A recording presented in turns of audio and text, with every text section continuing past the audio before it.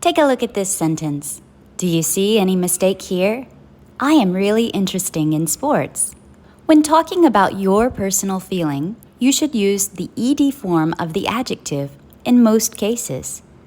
We feel interested. However, when talking about the thing that causes your interest, you should use the ing form in most cases. Sports are really interesting. However, interested in is kind of a baby word.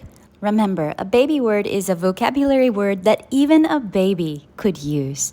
Let's look at some more interesting vocabulary choices to replace interested in. Fascinated by. I am fascinated by fashion. Fashion is fascinating. Into. I'm really into playing music. Hooked on. Something that you just can't stop doing.